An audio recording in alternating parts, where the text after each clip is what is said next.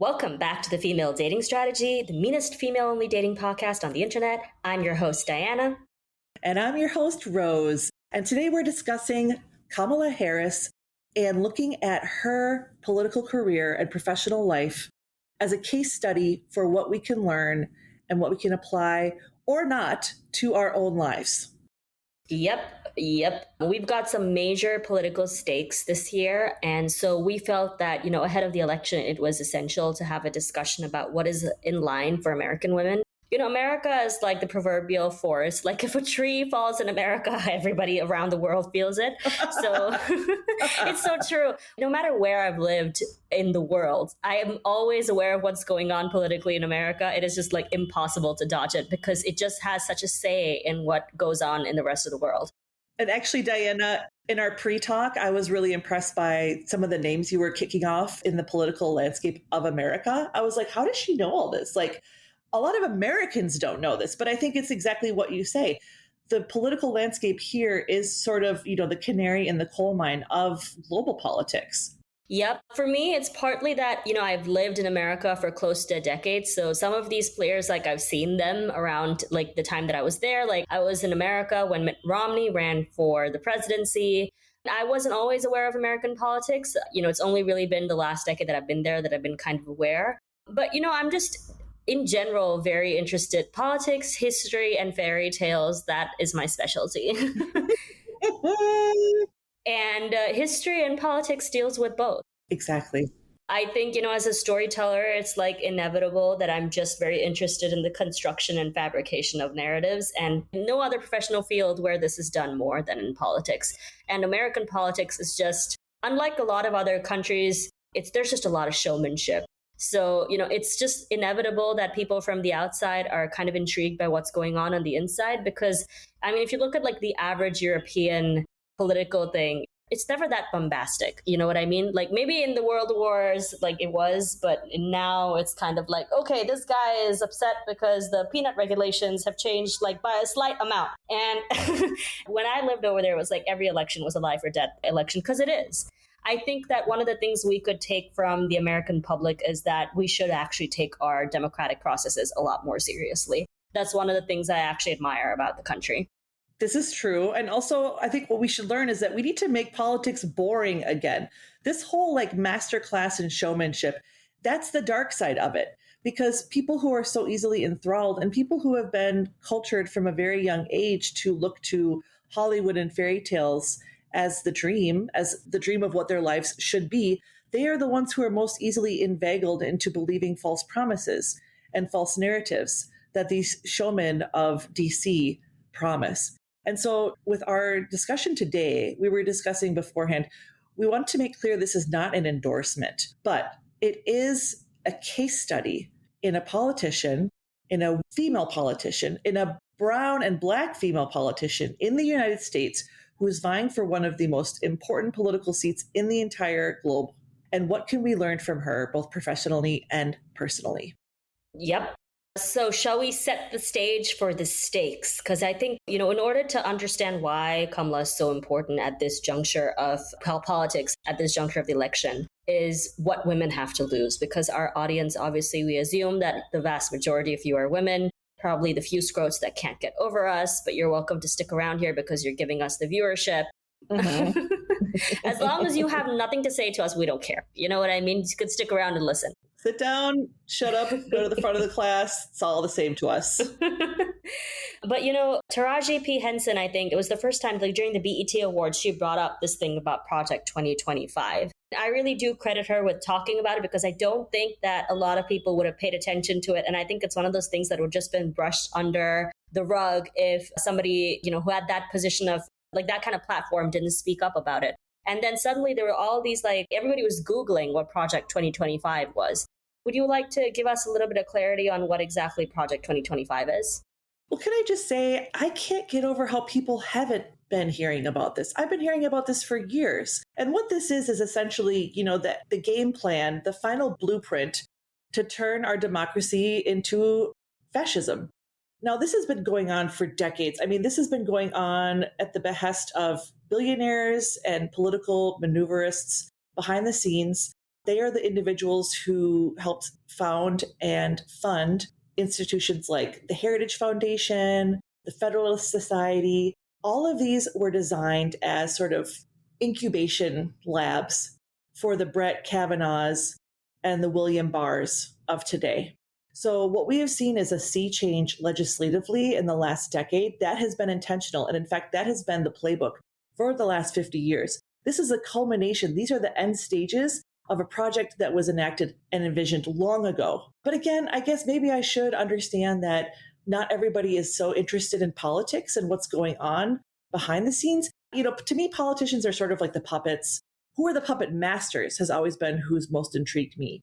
And so if you look at things like the Koch brothers and who they've been founding and funding, if you look at like BlackRock, for example, and you see you follow the breadcrumbs of where is the money that's been putting forth these individuals over time.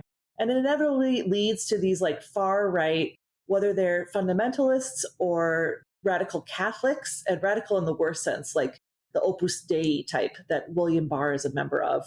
And so Project 2025 is like the encapsulation of the worst values of far right fascism. There are some viewers who are probably, not from the States, and they may not know what the Heritage Foundation and groups like this do. Could you just elaborate a little bit on what these groups do and like why are they such a big deal? Yes, thank you for asking that, Diana.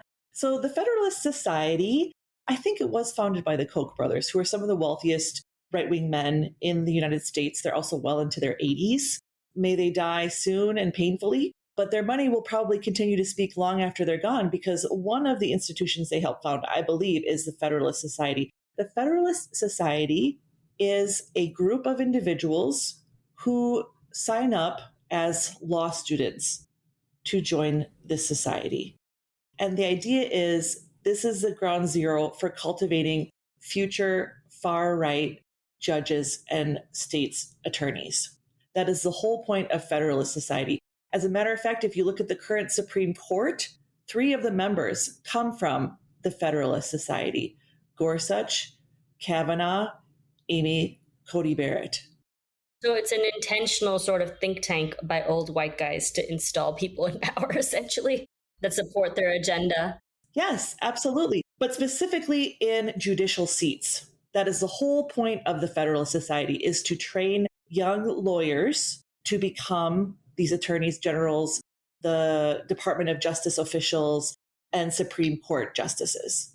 So I don't know what could be more terrifying than intentionally turning the entire judiciary system, which is supposed to be, one of the independent checks and balances to the entire governmental enterprise of democracy, and to completely undermine it and have it rot from the pillar, right? Which is why people are up in arms right now over the Supreme Court, because the corruption is so obvious that people are finally saying, what has happened to all of our justices? Well, guess what, guys? It's the Federalist Society. And this has been going on since the 1980s. So that's what the Federalist Society is about. The Heritage Foundation is a political answer to this same premise. So they are cultivating future governors, future senators, future school board members. Nothing is too great or too small for the Heritage Foundation. The idea is that they are planting, for example, I don't know if you heard about, I think they call them election officials. They're the ones who are responsible for certifying that they've received all the votes, they've been tallied appropriately, and that they've gone through the correct system of procedures in order to verify that the election was fair. Are these like the ballot checkers? Yes. Mm-hmm. Yes, exactly. The Heritage Foundation has been putting different individuals, like, for example, we saw that in Georgia, we were having issues with the election being verified. In Arizona as well. In fact, the Department of Justice has been prosecuting some of these individuals. Almost all of those individuals come from the Heritage Foundation. That is wild. It is wild. And this is why I'm saying I can't believe more people don't know. But again, I've always been such a political junkie. Like you say, it's the greatest story ever told, right? It's a fairy tale. It's a story of myths. And so what these institutions have done, and again, this is all wrapped up in Project 2025. Project 2025 is just really sort of like the crystallization of all of these moves that they've been making, because as they've been making them and solidifying their power in various branches, well, now we've got even more greater ambitions, because now we see that we actually can, perhaps we can outlaw no-fault divorce. Perhaps we can outlaw divorce in general.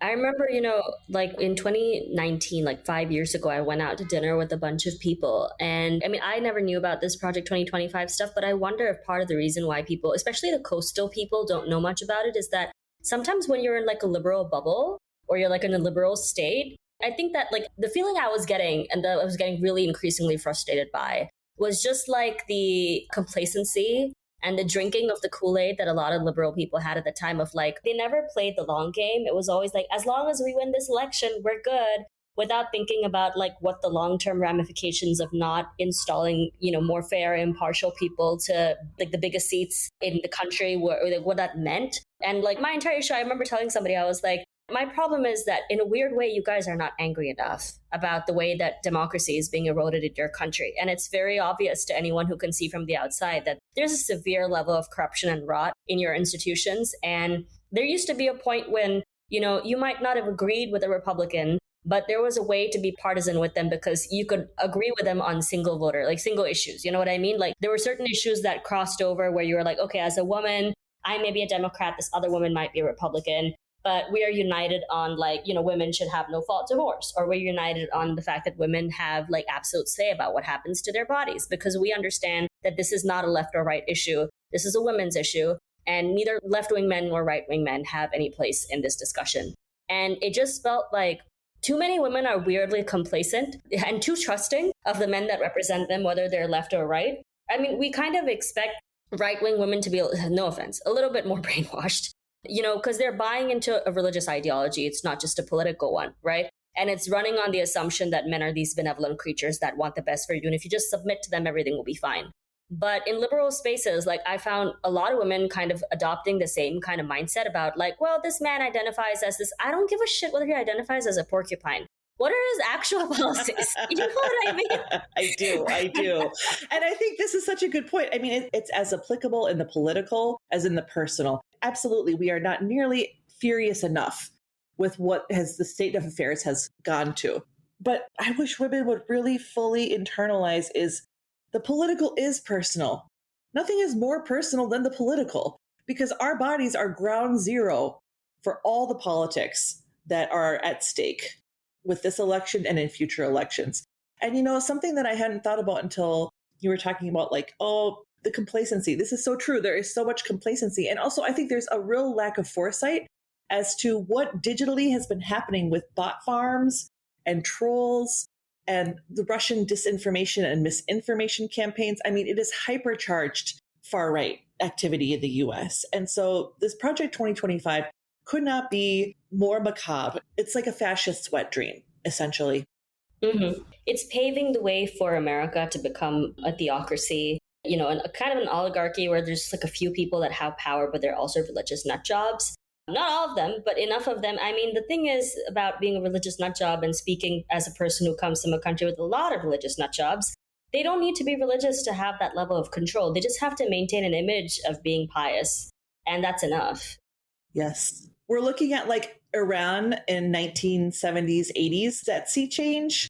We're looking at that, but with billionaires as well. Yes. Also, Project 2025 is like a 920-page document. They have given whatever their ideology is a great deal of thought. It's not coming out of nowhere. They want to roll back discrimination protections for women in the workplace. They want to prevent women from being able to divorce easily. They don't want them to be able to have access to abortions. There's like a lot of things that are being rolled back, like that second wave feminists fought really hard for. And I mean, already it's starting, right? Where like certain states have already banned women from being able to get abortions and made it that much harder. I always think of like Ireland, for the longest time being a Catholic nation, they didn't allow women to get abortions. And so many of the women had to go to England in order to get abortions. And the ones that couldn't afford to do that, they basically had to give up their kids to adoption. And I mean, it's strange that people think that, not allowing women to abort is somehow going to save the American family. If anything, what it's going to do is it's going to force women to do these back alley abortions. It's going to put them in a very, very dangerous position of like, if you were sexually assaulted and you got pregnant, you can't, get rid of that baby. You're forced to carry out the baby with your rapist. Like, there's just so many aspects of it. Like, there's certain cultures in the world where you are still forced to marry your rapist if you have a baby, you know? So America is pushing its women back into a dark age. And I think that, like, whether you identify as left wing or right wing, you need to understand what position that you're in right now, because it affects you regardless of your politics. There's this very interesting book to anybody who's listening today. It's by Sylvia Federici. It's Caliban the Witch and Primitive Accumulation. And it's this idea that, under capitalism, the first resource and the most valuable resource in capitalism is not owning land, as Karl Marx, once originated, is like the landowners are the ones who have absolute power. It's actually owning women. Women become the primary resource in capitalism. And that's why left-wing men and right-wing men are in cahoots. Like, people are always like, oh, Biden would never do. Biden is friends with a lot of those career Republicans, by the way. He goes and plays golf with them after fighting with them for 2 hours. It's like, you'd be surprised how much men can roll around with people they fundamentally disagree with. I mean, are we really that surprised? Like, we know men who are best friends. Like, we've all met that guy who's like best friends with like a serial creep and a predator. And he's like, oh, that's just Matt, That's just my buddy Matt.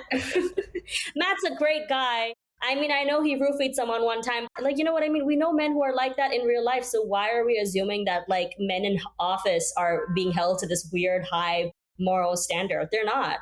You know what I mean? And all of this shit that's happened to women has happened under Biden's presidency.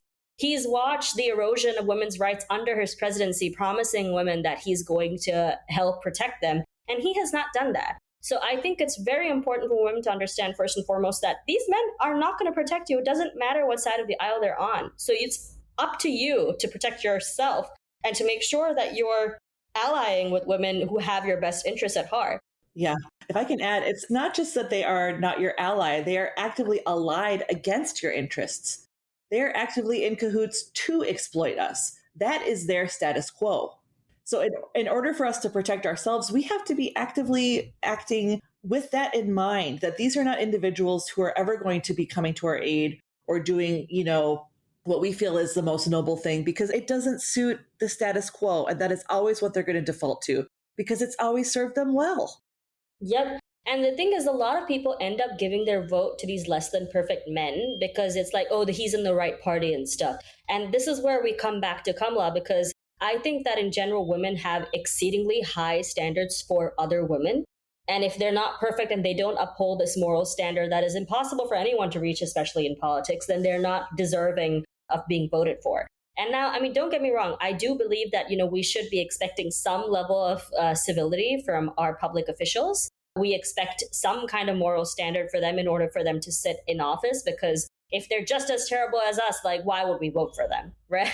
I mean, but I think that people are very quick to dismiss women when they are less than perfect, as Kamala is, just as any other human being. And they vote for people who will claim that they'll do a lot for your rights and they do nothing. Like, I mean, in all of this time that, Trump has done all of this really messed up stuff to women, like, what has Biden done to reverse all of that? We're in a position where we're so vulnerable right now, So we have to think about supporting who actually represents our best interests.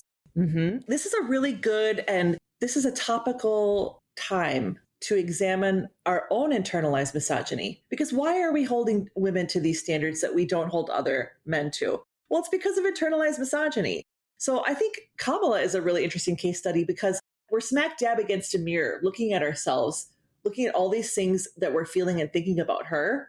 And we're having to decide, like, are we just going to kind of accept that? Or are we really going to interrogate our own implicit biases and our prejudices that we too have? How could we not? Like you said, frogs or lobsters in a boiling pot. We've all been a part of this like soup that's slowly been simmering over the last couple decades. And now we're at a flashpoint. So let's turn to Kamala and look at what is at stake with her election and with her policies. Yep. And also her as a person, because she's an interesting and complicated person. And I think that it's important that we understand who we're electing. And I mean, if we are electing this person, and why should we take her seriously? Because obviously we're at a position now where we should. So what would you like to start with? I would like to start with her background as a child of academics. Mm-hmm. Okay.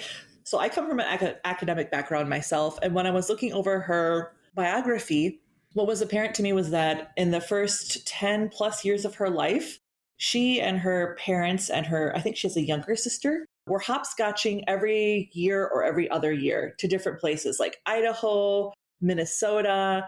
They think they ended up in Quebec. And that to me, I find it very interesting because that is definitely the life of early academics. Like before you get a tenure track position, if you ever do, you're typically spending 1 or 2 years as a visiting assistant professor in the hopes that you will then you'll secure a tenure track position. But often that's not the case. Visiting assistant professors class almost never get that. So what I noticed was that they were going from different region to different region. And of course, you're looking at her father was a professor of economics and her mother a professor of biology. And so you have two disparate fields of study. I mean, in order to get a double hire for that kind of faculty, it's really difficult. It's one thing if one is in Romance languages and the other is in, the Spanish department. Those are roughly like under the same branch. But to have like sciences versus social sciences, they have nothing to do with each other. So I can only imagine how much stress was put on the family in those early years of each parent trying to pursue a successful career in academia. And I think that's something that, have you ever had to move to somewhere new or start school after everybody's already been schoolmates for a couple of years? Yep. When you're the outsider, I think it actually does strengthen you in the long run because you have to learn how to be likable to people.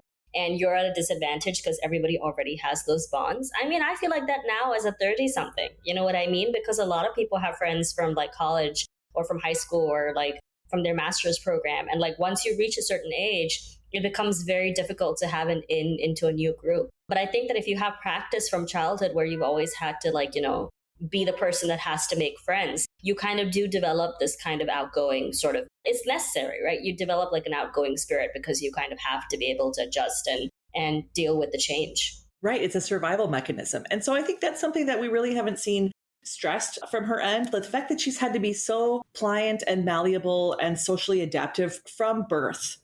Not only that, she comes from two very different backgrounds. Her mother, I believe, is South Asian. She's Indian. From South India, am I correct? She's Tamil. So Kamala Harris is like her family, her Tamil side is very interesting because her grandfather, P.V. Gopalan, he worked as like a civil servant for the government of India.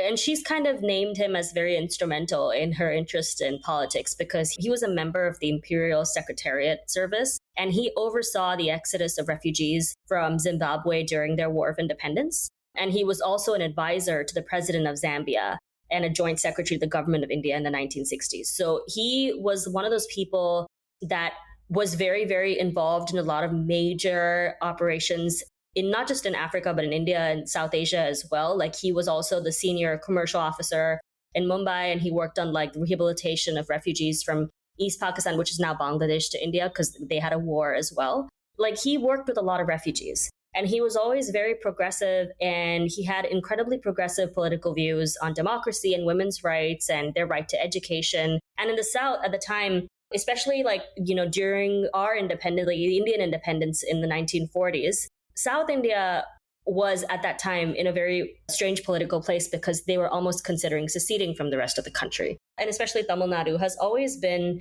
very politically different, I would say, from the rest of the country. They had like a lot of focus on just education in general. I wouldn't even say it's education of women, specifically because we're such a poor country that there was a focus on educating people in order to bring them up to speed because we saw that colonialism put people at a disadvantage and a lot of people were illiterate. He was kind of one of the instrumental people in advocating for women in his state to be educated. And so she always came from a background which, compared to a lot of Indian women who are deprived of their education, she came from a very progressive background that prioritized education. And we can see that with her grandfather, and we can see that with her mother as well, because her mother obviously was like an endocrinologist. I think she studied endocrinology at Berkeley and then had like a thriving career as a professor. So this is a woman that comes from like a reign of like a long line of women and like politically influential people, even back in her home country, where her ancestors are from, who kind of influenced her early interest in politics. Damn. Yeah. Mm-hmm. Diana.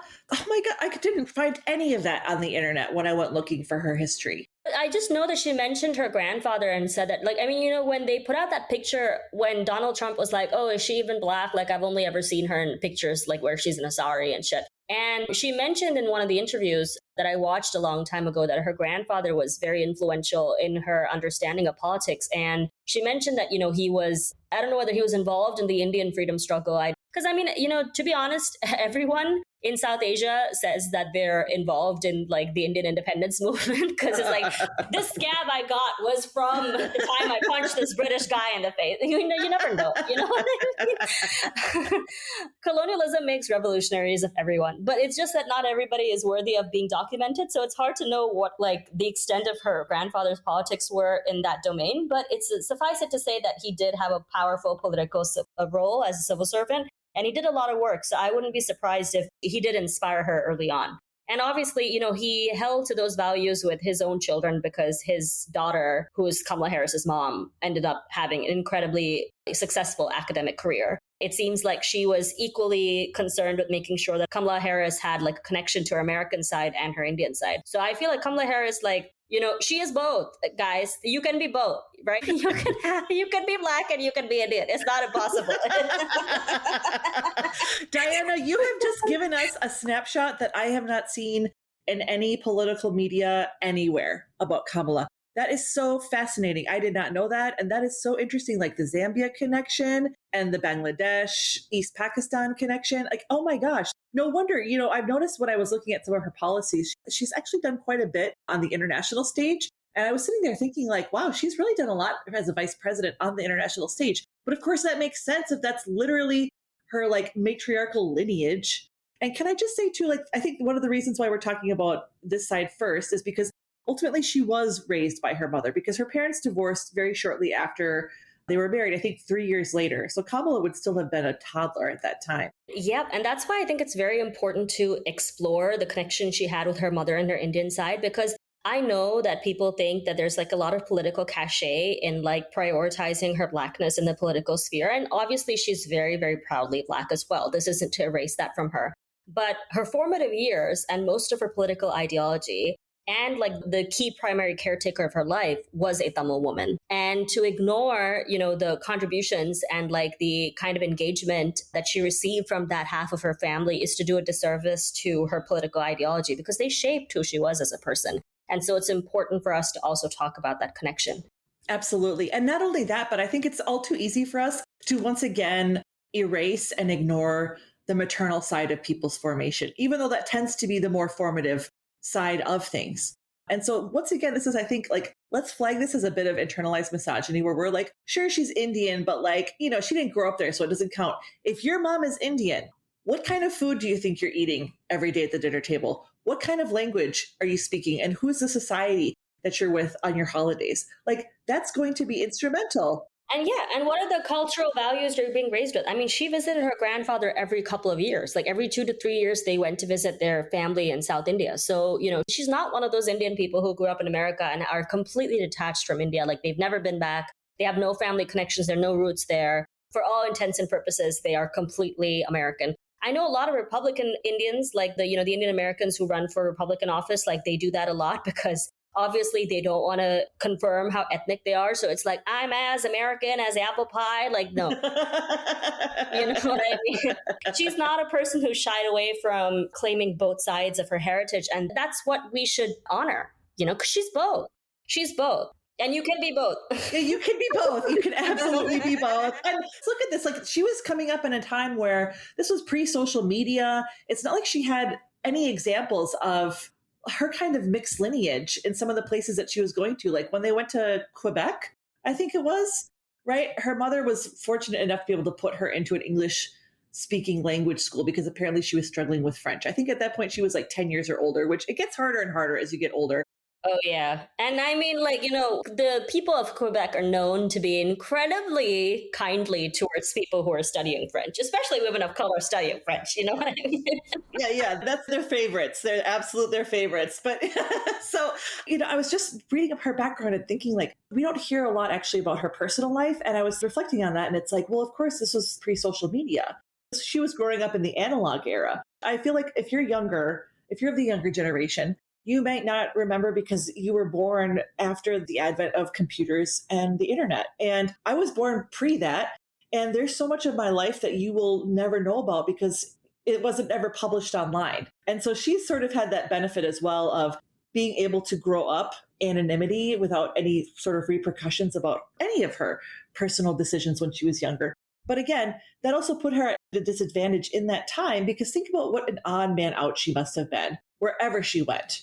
Part of the reason why it's so funny that Donald Trump was like, well, she said she was Indian. Now she always said she was Indian. Now she's black. The thing is, like, the American construction of multiracial or biracial people is essentially that anybody who's biracial is half white. You know what I mean? Biracial people are automatically thought of as half white. They're half white and then half other. Yes, that's such a good point. And that's why it's like, oh, what do we do with this Blasian woman? Like, Blasian. I love that. Also, she's not coming from an African American father. She's coming from a Jamaican father, which is like one more degree removed from that whole biracial experiment that we tend to think of as, right? Half white, half other.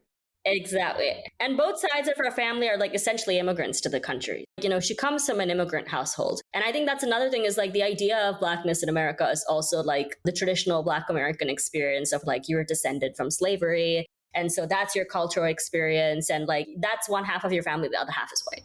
And so I think for her, like to navigate the space where she's being raised by an Indian mom in this Western country, I don't know how involved her father was in her life at all. I think that they separated when she was quite young, if I'm not mistaken. I don't know much about what happened to her parents' marriage. But I mean, for all intents and purposes, she was raised by an Indian mom. And that Indian mom seemed to have placed a huge emphasis on her keeping in touch with her. I don't know if she kept in touch with her Jamaican roots, but she certainly kept in touch with her blackness. You know what I mean? She went to Howard College. She interacted with a lot of Black people. She dated a lot of Black people early in her life. She definitely had more cultural exposure to other Black Americans than she did South Asians. And so, I mean, it's weird that Trump is saying that she prioritized being Indian for most of her life, because if anything, most of her experiences were in predominantly Black spaces. So that's really strange. But besides the fact that it's incredibly strange to say, you know, moving along the timeline of her life, I believe her sisters, Maya Harris is also like a successful lawyer. She was a prosecutor. I think she went to Howard College and then she started her career off as a prosecutor. Yes. And as we know, she's an unusual woman in the context. She didn't fall out of a coconut tree. I've been hearing that more and more. It's become like this whole meme. And I just think it's so hilarious. Oh my gosh, because it's such a specific cultural reference, isn't it? She exists in the context of everything that came before her. Yes. Thank you, Kamala. Why is this so hard to understand? But again, I think, you know, this is another part of sort of the American experience and American conscious where we have never fully grappled with race in this country. Although we are one of the most racially mixed countries in the history of like ever. Like that's one of the things that I noticed when I started to travel overseas was like how homogenous most countries are, because they haven't had this like the immigration waves, and like it's such an interesting history here when you look at the different ethnicities and races that have come and then the mix that happens over time. I think it's so fascinating. I think it should be a strength. But again, since we haven't actually grappled with that, it tends to be sort of like the dirty secret that people just don't want to talk about. And so I think she's another example of like, can we bring this out and can we have this like talked about openly and honestly and not have this become like a sort of moral indictment of all of our ancestors? Can we just talk about what it means in the context of today? Yeah, and I mean, honestly, what is there to say? I think that she represents the best of America in that way. Like when I was a kid, you know, before I ever visited the States, my understanding of America was that it was a melting pot and it was an experiment in whether people of different groups can coexist and can live in harmony. And it's one of the only countries that's entire ideology and like its entire principle is founded on the fact that like it's a country that welcomes people from all walks of life and all racial groups. I mean, that's in theory, right? The reality of it is something totally different. But from a child's perspective, I used to think, oh, America is this country where they celebrate Thanksgiving and then all these, you know, they'll sing Kumbaya and they'll go and celebrate Diwali. And then, you know, you go to your Black friend's house and celebrate Kwanzaa, and then you do Hanukkah and do bat mitzvahs with your Jewish friend. Like, I really thought like it was this like multiracial, multi-ethnic, harmonious place where like everybody is sitting and eating food from all these different cultures. And like in theory, like, I mean, you know what, the truth is it could possibly be like that, but it's not. It has the potential to be like that. And that's why people carry on the hope of that, right? Is that in different stages of its history, it's invited all sorts of people who had nowhere to turn. And that's its strength. And that's also what's ended up costing it severely. And I think in Kamala Harris's case, she represents that kind of modern life that you can live in America where her parents met. You know what I mean? Like, these are two people whose only thing in common is really that they both are immigrants to the country, and that they're, probably incredibly intellectual people who have a focus and affinity for academics. And it brought these two people from completely different groups together. And their union formed Kamala Harris. So she is, if anything, as American as apple pie. Absolutely. I was going to say she is the American dream. Yeah, she is. There's just too much scrutiny about people's backgrounds as a way to, and Trump has done this before with Obama as well, to question whether he's American enough and he wasn't born here and all this other stuff. And it's only ever brought in context of Black politicians, right? Of questioning their Americanness when the country has been founded on the labor of Black people. I was going to say, what's more American? What's more American than Black people? Like, to me, that is the default American, right? But again, I mean, when you're dealing with conservative ideology, God forbid that ever be acknowledged. So when we were talking about what we wanted to discuss today, what the topic of this podcast was going to be, we brought up Kamala because we're both talking about just how important this political moment is, not just for the United States, but globally, because we've been seeing the ascent of far-right political parties all over the world who have been emboldened, right, by Trump's tenure and the sort of Project 2025 momentum that's been happening here. We often talk about in FDS a high-value woman. What do we think a high-value woman is, Diana, and how has Kamala not exemplified this professionally? Should we get into that? Yeah. Obviously, there's going to be limitations to what we know about her personally. So we can never fully know whether this is a person who's high value or not. But based on the fact that she has lived her values in her prosecution role, people are quite upset with her for being very strict about prosecuting people. And I'm like, this is her job, is it not? Like, I mean, it's not fun. Literally I'm like, this is her job. Like, I mean, it sucks that like people are being thrown to prison, but if they committed crimes, that's the thing about the judicial system, right? You have to have some faith in law and order. Right? If the two lawyers have spoken their piece and they've said that this is the evidence to try this particular scrote and to send him to prison, and she's like, well, yes, here's my much more solid case for proving why the scrote belongs in prison, then she's done her job well, and you can't be mad. Like, I'm sorry, it just sounds like you're mad at her for doing her job well, and it's very confusing to me. Like, she sent too many people to prison. I mean, she's good at her job. And what about this being the party of law and order? You'd think they'd be lining up behind her then. Yeah, and I mean, look, the judge that's there in charge of, adjudicating on these cases, they're supposed to be an impartial party. So it's not like she's alone in like sending these people to prison. Like, her job is to provide a case for her side of the argument. And if she's providing a solid case, and again, here at FDS, we are not, I mean, I'm at least not a big fan of the let's reform men and like give, incarcerated men a chance, because it's dangerous to women. I think that this is another way that our empathy is preyed on. Like, some of these men have committed serious crimes. I'm not talking about your general, weed dealing guy. Although I will say that, society is set up for men by men. Like, why the fuck can that guy not just get a regular job? You know what I mean? Like, why are you putting your own family at risk of being, again, men who play these kinds of risky games, the only people who end up paying for it are their families, because then they go to prison, and then guess what? You're a single mom now raising all of his kids, and he's going to get out of prison and not be able to find a regular job. So, you know what I mean? I'm not in support of these men who are like, I'm just trying to hustle and make it out here. There's plenty of other ways to hustle. You know what I mean? Like, you're choosing to make a choice in a society where that is against the law. You're choosing to make decisions that are against the law. Again, people are upset with her for being good at her job, which to me is very strange. But it seems like, her early political career, like, seeing as, we are a dating podcast, in the context of her relationships, it seems like Kamala Harris has made a lot of strategic alliances. Like, we had this discussion about, is it possible to be high value in Washington? I think both of us are in agreement that it's not. No, not possible. And it's not possible, I would say, in any kind of high publicity career like, Hollywood, Washington, Wall Street. Like, these are fields that are completely inundated with scrotes, extremely corrupt people, narcissists, psychopaths, the worst of humanity.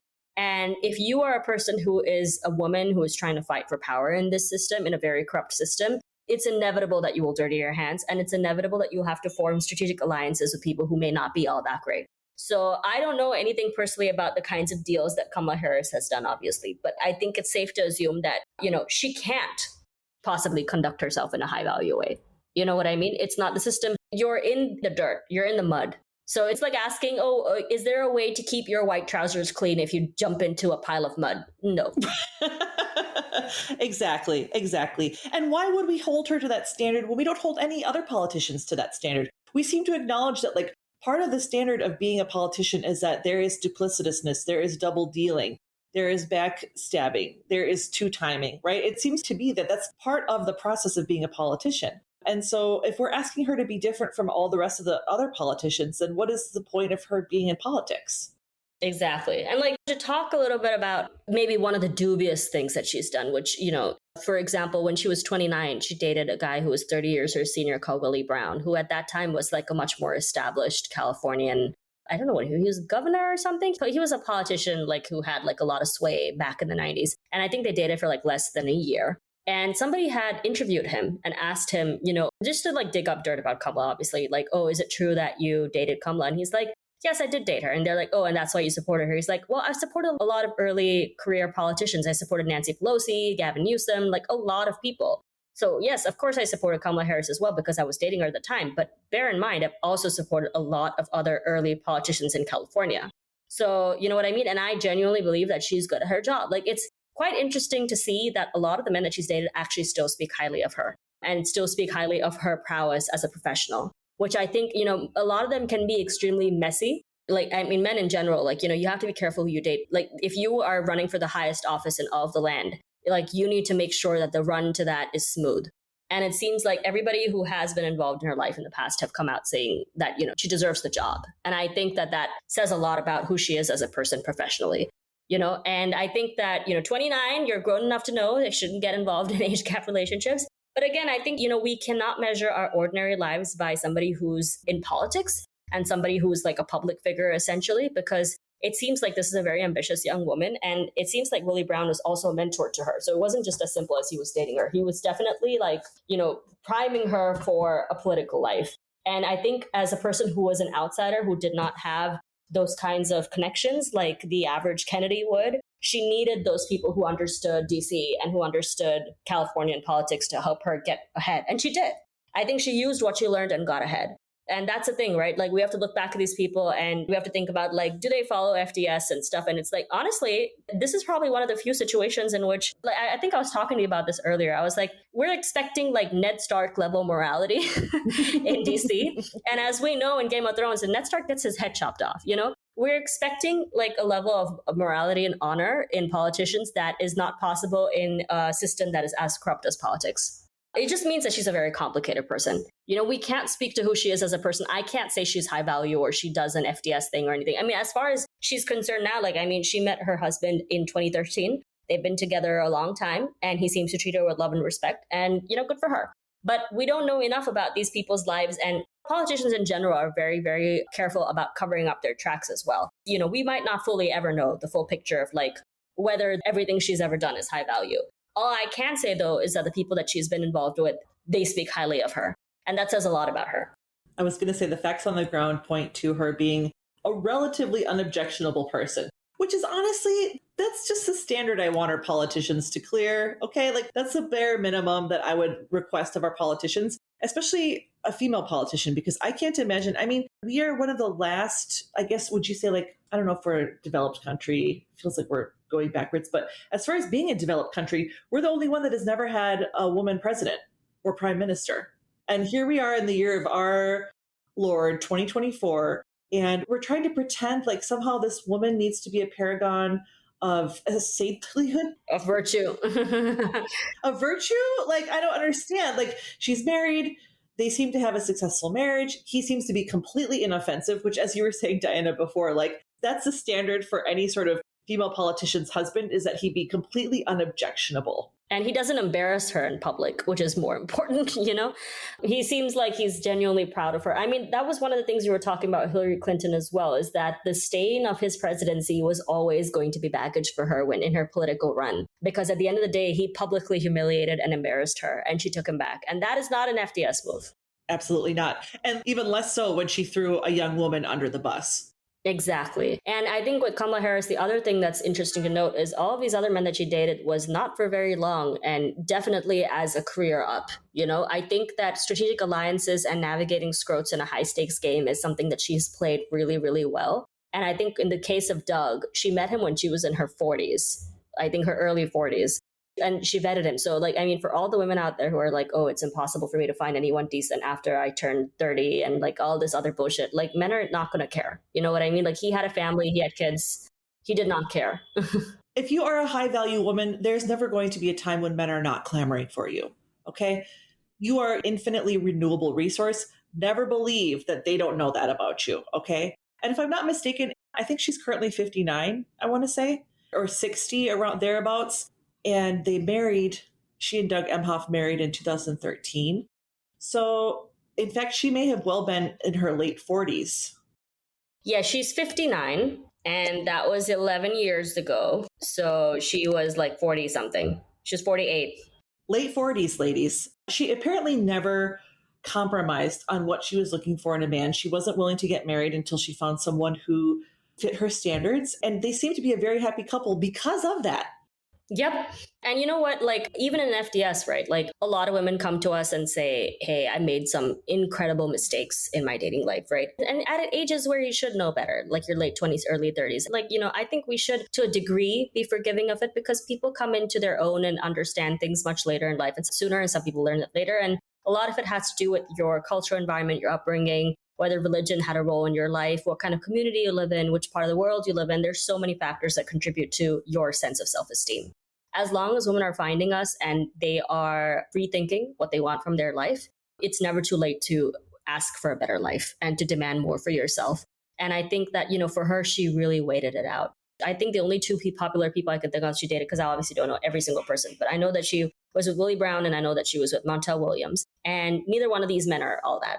You know what I mean? I think it's safe to say it. It is a long story short, neither one of these men are like husband material. And I think that she knew what purpose they served in her life. And maybe she just had some fun with them and moved on. You know what I mean? And we don't know the full extent of these relationships, right? But it seems like she was trying to come up in a world where she had very few connections. And these men paved the way for her to make those connections. And she used those connections and leveraged that in order to be able to secure a much better prospect for herself as a partner. And she didn't compromise in which she could have very well married or, forced some kind of relationship with these men, had children with them, and then been sad. Like, she doesn't even have any kids, right? I think Doug was her first husband. Mm-hmm.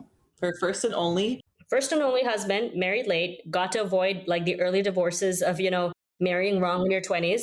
No baby mama situation as far as I can see, right? So it seems like she has followed those standards for herself and she didn't compromise, what she wanted from her partnerships. So, it's like if you're in a situation where you are trying to get those kinds of men who come from these extremely well-established political and social spheres, then don't be too eager to get the first prospect just because they have a lot of power. Because with both the case of Montel Williams and Willie Brown, they're obviously much more established. At the time when she met them, they had way more power than she did. And they were much more established professionals in their industries, like, in entertainment and in politics than she was. And she could have very well settled for like the first person who had a lot more power than her in order to, cement her power. And she didn't do that. She saw them for what they were, politically expedient people to use to get to where she wanted to go. And you know what? For that, I applaud her because she didn't settle for people who she knew couldn't give her what she wanted, because who you select as a partner is very different than who you collaborate with in a professional capacity.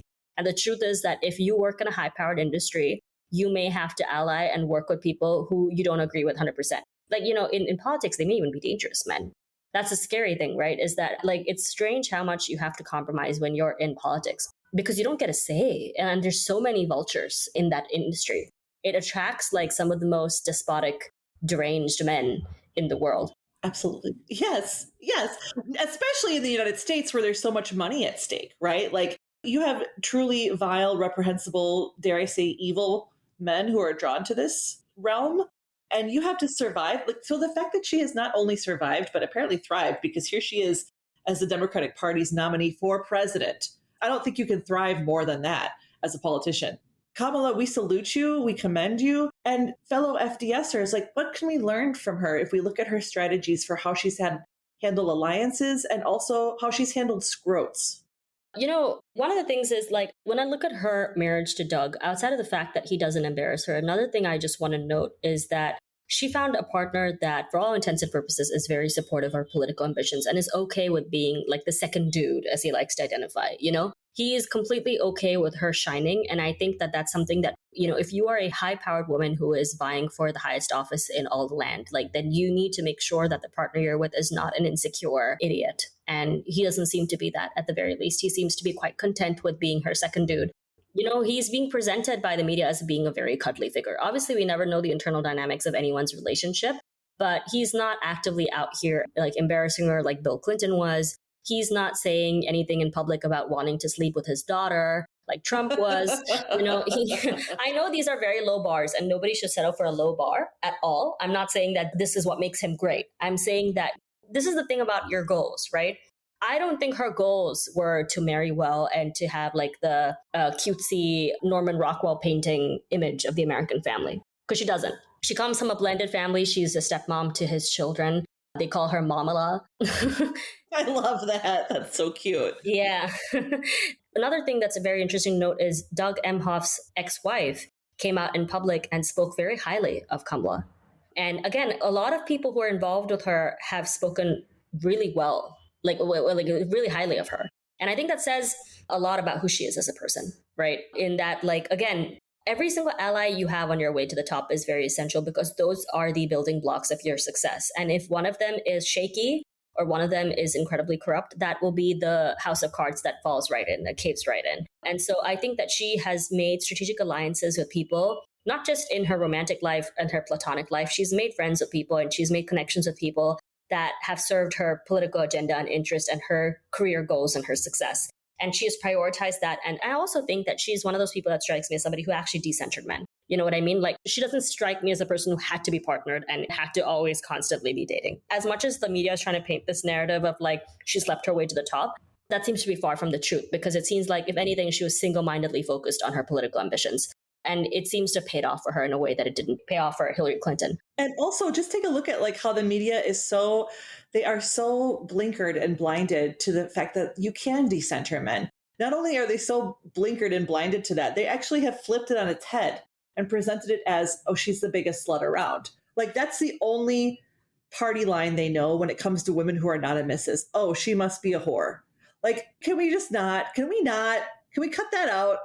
Yeah. And like, to compare Kamala Harris and Hillary Clinton for a second, right? Hillary Clinton's entire political candidacy was affected by the fact that she supported Bill Clinton. And I think, again, because we are a society that holds women to a higher standard than men, people are just going to scrutinize your actions that much more. I know for a fact that, for me, Hillary Clinton always left a bad taste in my mouth because of the Monica Lewinsky thing, because I'm like, this is a very pick-me move to support your scrot of a husband in him sexually harassing a woman who was his intern, who had way less power than he did, and making it out to be the clothes that she wore and whatever else. I know it's the 90s, but again, these things catch up with you, because then when it was her turn to run for the presidency, here she has this guy who everybody knows is just like morally just, not a great guy. And it affected her because then it was easy to pick apart the threads of everything she'd ever done wrong. The emails and Benghazi and all these other things that they kept bringing up, right? It was very easy to break her down bit by bit because of these flaws and because of her selecting the wrong partner. And if you are a person who is vying for power, having the wrong partner on your side can completely affect whether you're going to get the highest job or not.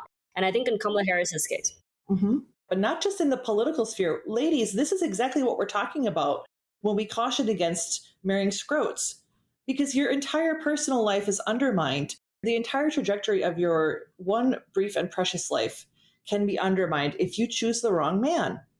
Yep. And like in the case of Kamala, right? Like, the only thing that I ever hear about Doug is what a cuddly little boy he is. You know what I mean? It's like second dude. And, he's just like chilling over there telling her how proud she is. And again, we don't obviously know who this person is, right?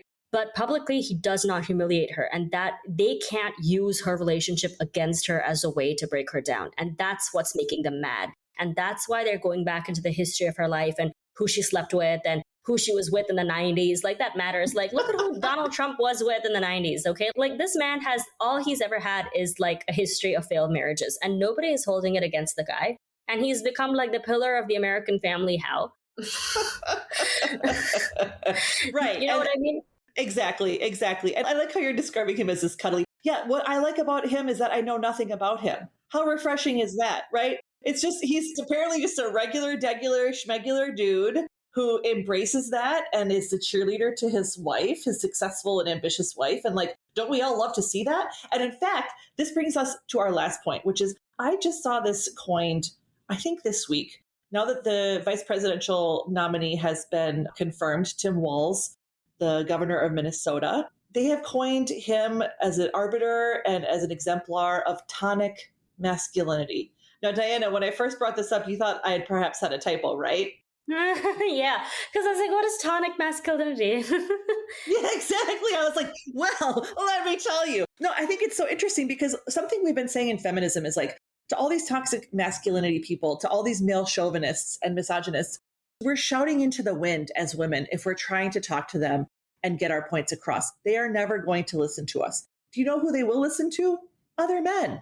And so men like Doug Emhoff and Tim Walz are this antidote. They're a tonic to all this toxic masculinity that we're seeing. Like when Tim Walz was interviewing with Kamala, she was asking him like, do you want to be the last person in the room with me before I make, a major political decision?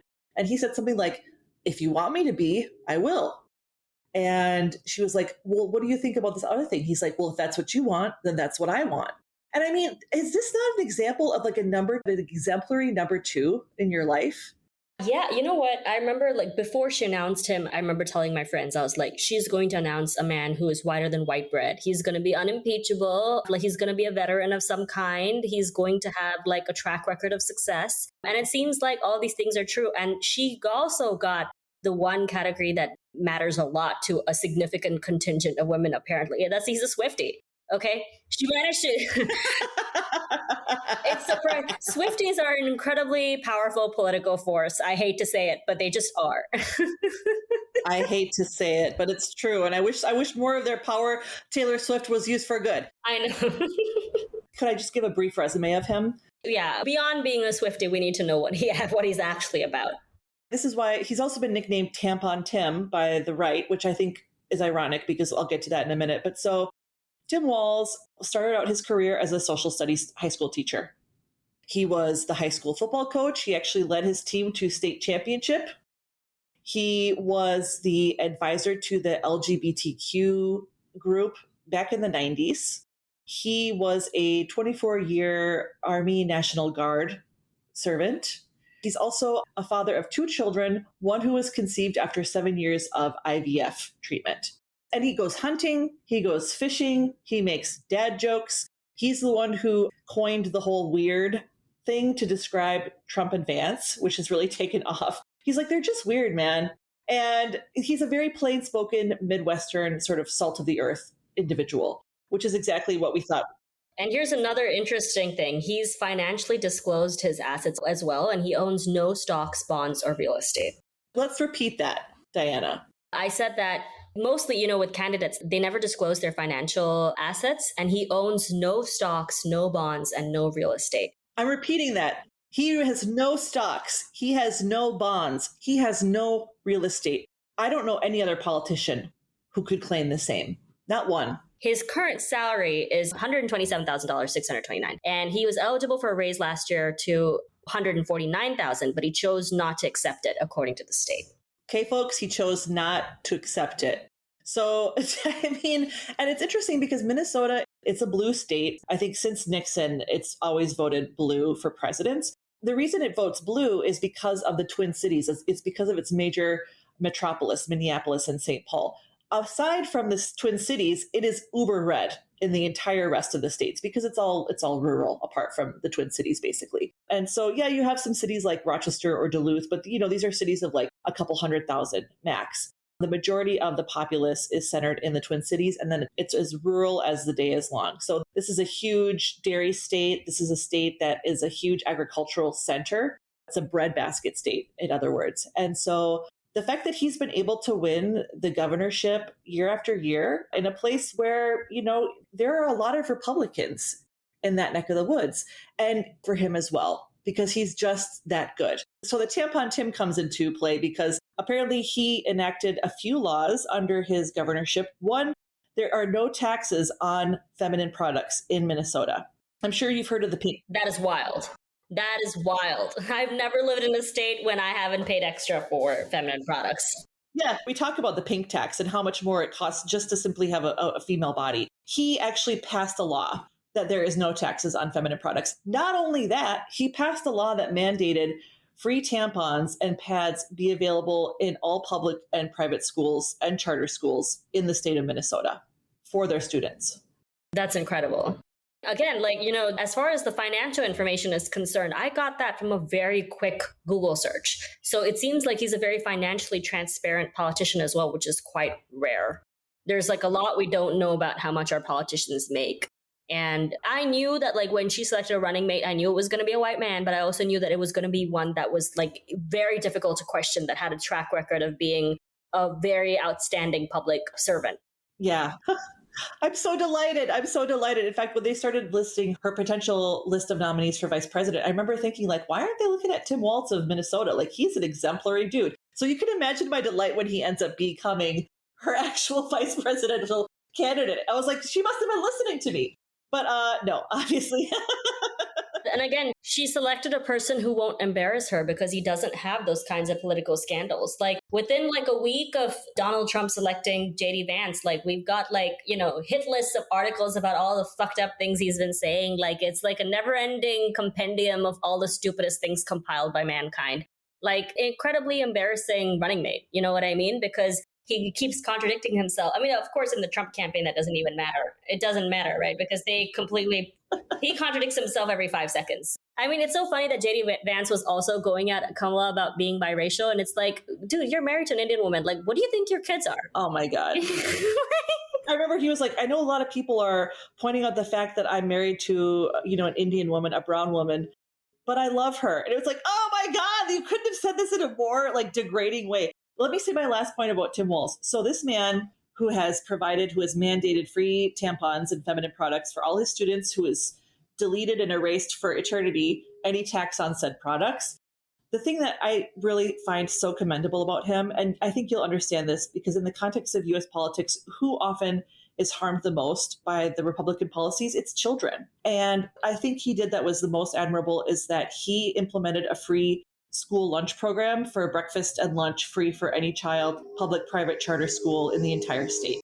And I think it's very commendable that he got rid of the pig tax as well, because truth be told, for example, in India, one of the number one reasons girls drop out of school is the lack of access to menstruation products. And they can't menstruate safely. There's like a lot of segregation that happens as a result of a girl menstruating. And if you come from a low income household, I mean, I'm on a menstrual cup now.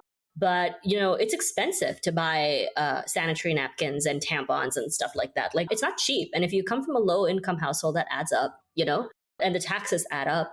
And so for him to be mindful of that and, considerate of the kids that might be struggling, I think that speaks very highly to what his politics are. And so this is what tonic masculinity is and what it can be. Yeah, I think it's very important that, a lot of politicians talk the talk and very few, do the actual walk. Like, they don't walk it like they talk it, as Kamala and Quavo say. But, I think it's essential that, especially when we're looking at male politicians as well, we need to look at their track record and what they've done in terms of action. Like, we always say this in FDS as well, is like, don't look at what he says because his talk is cheap. Right? Look at his actions and look at what he actually does. And that will tell you what his character is, right? Like, I never listen to men about what they say about their families. I look at how they treat their families. And that's an indication of whether they value family or not. Absolutely. Right? Because it's very easy for people to convince you that they have incredibly moral and upright values. And then when you actually do some investigation, you realize they're not about that life at all. They're just saying whatever they can say to get ahead. And it seems like Tim Walz is not that kind of guy. It makes me so joyous. And one of the things I've always said about Minnesotans is that their number one export is the world's best friend. Like, everywhere I've gone in the world, I'm from Minnesota originally, and I've traveled all over the world. And I could be in Bali, I could be in Ushuaia, I have been in Spain and in India. And I have met people, and when I tell them where I'm from, I inevitably get back, I have a best friend from Minnesota. So apparently, we are extremely successful at exporting the world's best friends. And it is no surprise to me that Tim Walz, who previously had no relationship with Kamala Harris whatsoever, they had never even met, I believe, or spoken. When she was doing her final interview rounds with them, apparently when they met, it was just total kismet. They were of perfect accord. And I was like, of course, he's now her new best friend, because that is what Minnesotans do. So I'm very excited to see the potential with this alliance because I've seen what Tim Walz has done for my home state. I've seen the quality of life and the improvements for people within the state. And I love that he is somebody who has a sense of humor, who isn't afraid to laugh, who embraces Kamala Harris as a presidential candidate and as his number one running mate. I think we are looking at a really interesting turning point in American politics. And I'm just really excited. For once, I'm actually excited and hopeful. And I think that says it all. I know that we say this about every election that, oh, this one is like life or death, and whatever happens, it's going to affect us for decades to come. But this one is really important. You remember in like Weimar Germany, where like for the first round, Adolf Hitler lost the vote? And the second time he won it. We're looking at, this is the second time. Well, one was enough, right? Right? That's all you need. Exactly. And like we've already given Trump his one term. Let's not give him any more. Also, I mean, he's also straight up said that, you won't have to vote again. You know what I mean? It sounds crazy to say, but we can't trust that they won't ever just turn it into a dictatorship. It's really possible that they do. It's really, people always think, oh, this is just a conspiracy theory. And I honestly, you know what? Like the world is filled with conspiracies. I don't think we should rule anything out. Like if you put the wrong people in power, and especially corrupt people, they're going to game the system in a way to be advantageous to them at every single opportunity. And do you really want that risk? Because we're in a position now where women can't afford that. They have told us who they are. Believe them. Yep. This is one of those situations where not only have they talked the talk, they have walked the walk as well. Like the thing about the Republicans is they are not playing around. I think, there's been a lot of infighting within liberal and left-wing politics because people are like, oh, no, this person doesn't ascribe to like my particular brand of left-wing politics. And so I need to completely erase them because they're not 100% perfect. You never get that in Republican politics anymore. Republican politics, like even if you are the most like milquetoast Republican, they are allying and they're forming coalitions and unionizing and they are becoming a very powerful force. Like, I mean, thankfully, I just recently, I don't remember, it was like Arizona or somebody, there was some Republican from Arizona that came out and said, this guy's dangerous and he's crazy. And like, that was the first time I've heard a Republican speak sense in a long time. You know what I mean? I forgot his name, They fall into lockstep. Yeah. They're more unified as a political group. So don't expect that they're not, like, don't think that they're playing around, And this is the same thing, like we're looking at England right now too, with all the violence that's happening in England, all the riots that are happening in England right now. And it's the same, right? Like people are getting angry at the wrong people. Like the right wing, the extremely wealthy, they are always going to be in cahoots because it benefits them. And what they're going to do is they're going to sow the seeds of division between you and between other people who you could potentially ally with and unify with, because they know that's the way to keep their boots on your neck.